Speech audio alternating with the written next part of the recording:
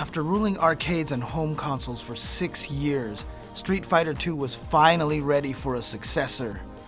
Given how popular and successful the series had been since 1991, expectations were understandably through the roof for Street Fighter III.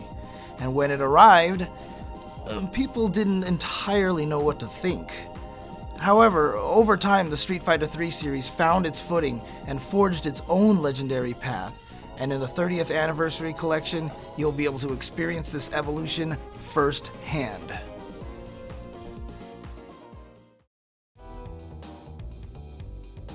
The first thing people noticed about Street Fighter III was how insanely gorgeous the game looked in motion. In an era where 3D fighting games were becoming more and more popular, Street Fighter III opted for lavishly animated sprites that rivaled those of a high-budget animated movie. Each character has something in the range of 700 to 1200 frames of animation, all at 60 frames per second. Even today, the game is still one of the benchmarks for beautiful 2D sprite-based video game animation. The second thing most people noticed was the roster. Ryu and Ken returned, but every other fighter was brand new, with American street grappler Alex positioned as a new main character seeking revenge against Gil, a two-toned paragon of human physical perfection who could control fire and ice. M. Bison appeared to be gone, along with all of his usual henchmen, and that's because Street Fighter III takes place after every other game in the series. Even Street Fighters 4 and 5 are set before 3 in the timeline. In fact, Street Fighter V actually connects into Street Fighter III by revealing Gil and the fate of Bison in the downloadable story mode, A Shadow Falls. If a red and blue overlord with flowing blonde hair sounds strange, other Street Fighter III fighters were just as out there. Necro's stretchy limbs and electric powers looked like a supernatural spin on Dhalsim and Blanca, while the vagrant Oro appeared to live inside a sack and drop down before each match, fighting seemingly with one arm. Each character enters the Third World Warrior tournament for their own reasons, but it's Gil's plans to take over the world that provide the real narrative backdrop for Street Fighter III. However, some characters that were all new at the time should look quite familiar to fans of Street Fighter 4 and 5. Dudley, Elena, Ibuki, Yun and Yang all debuted here, though Yun and Yang were just different colors of the same character. And while Street Fighter V's Laura Matsuda wasn't part of the team, her younger brother Sean was. It's understandable how fans took a while to warm up to these new fighters. After all, we just spent 6 years with Ryu, Chun-Li, and the rest of the Street Fighter II cast. But over time, the entire Street Fighter III lineup earned their place in the series.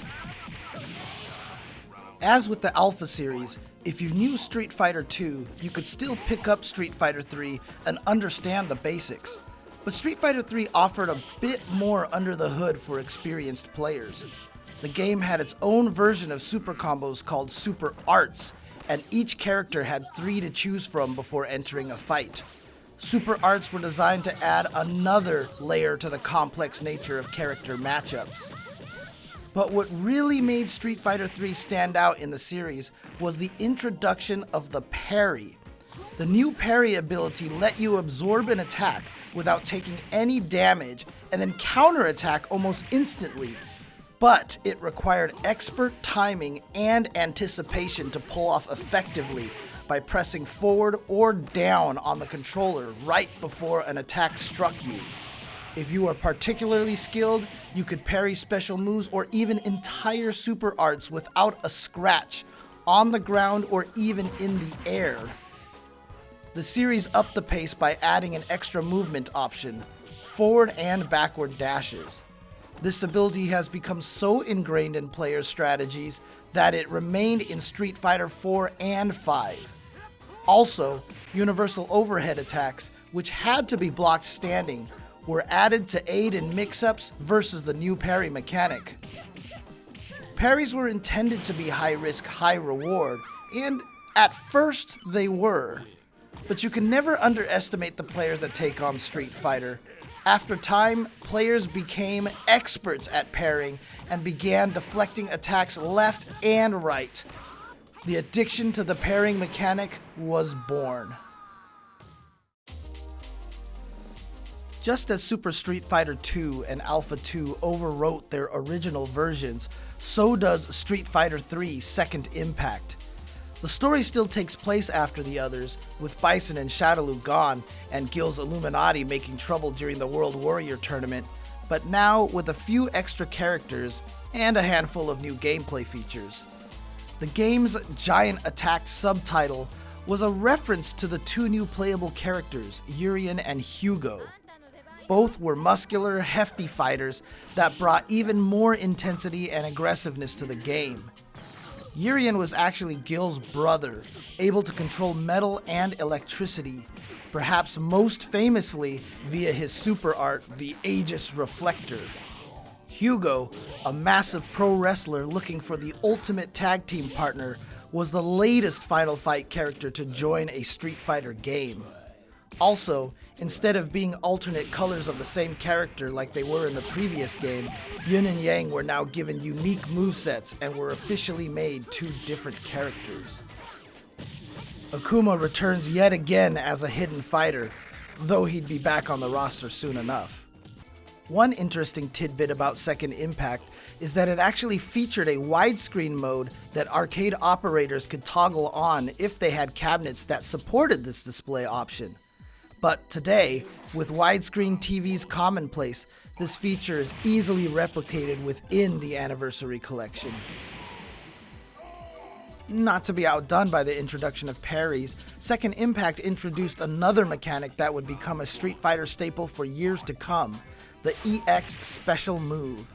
If you had enough meter built up in your super art gauge, even less than a full bar, you could activate an EX move, which was a powered-up version of existing special moves performed by pressing multiple buttons instead of just one.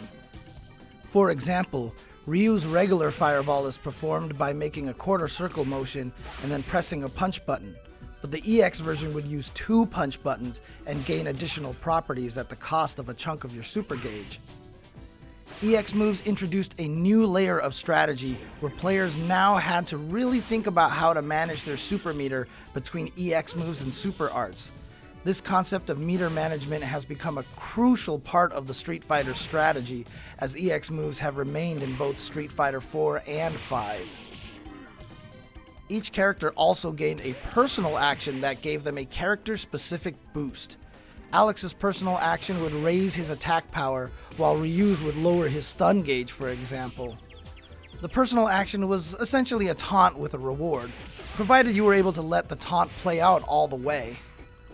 Allowing yourself to be vulnerable in order to enter a powered-up state was a great calculated risk to obtain a competitive advantage.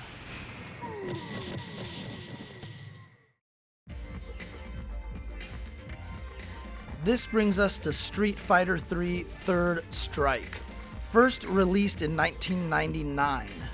Today, Third Strike is often held up as the pinnacle of 2D fighting games, one that demands the utmost skill and precision to play at a high level. Third Strike's originality, strategic play, and visual beauty define what an engaging fighting game should be.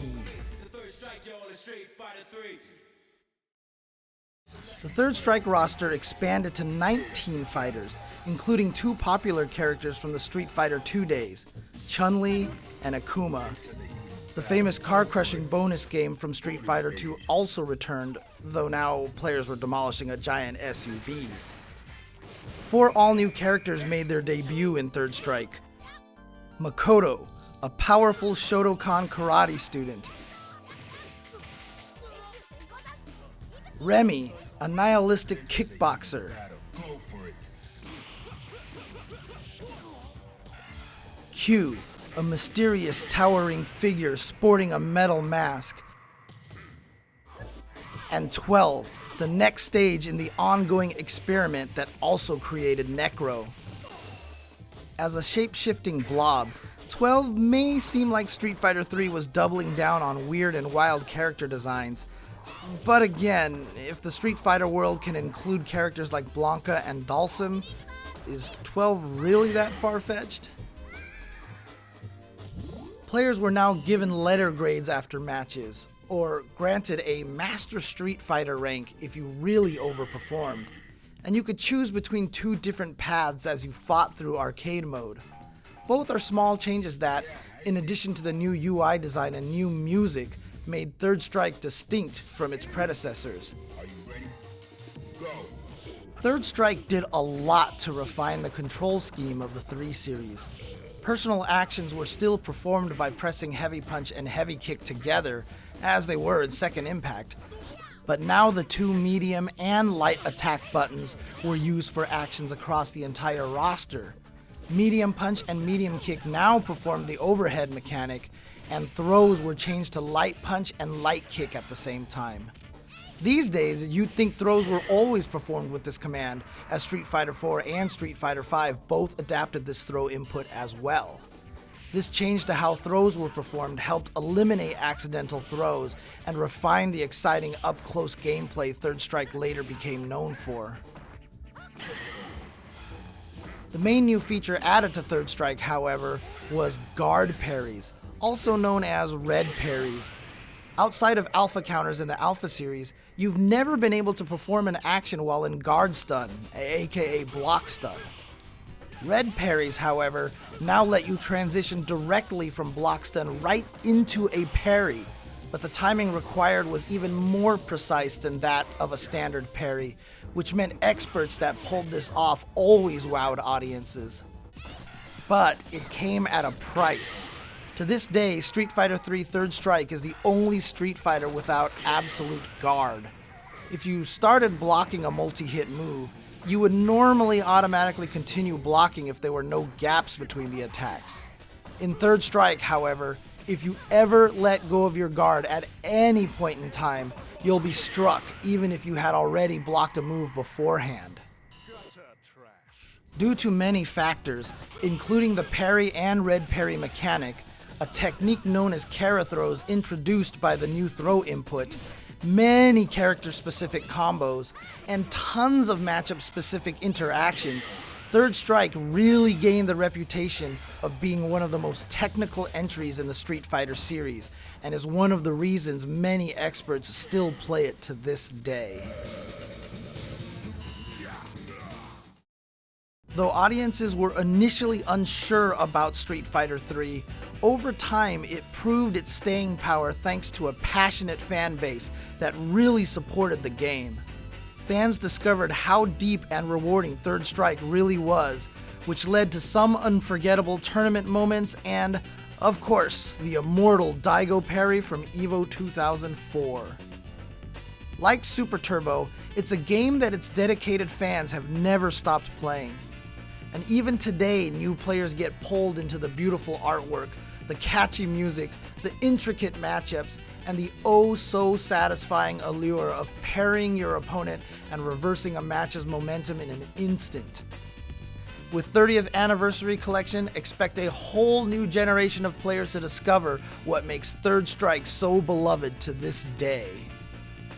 And it's also interesting to think about the game from a story perspective. As of right now, this is still the furthest down the Street Fighter timeline we've really seen in-game.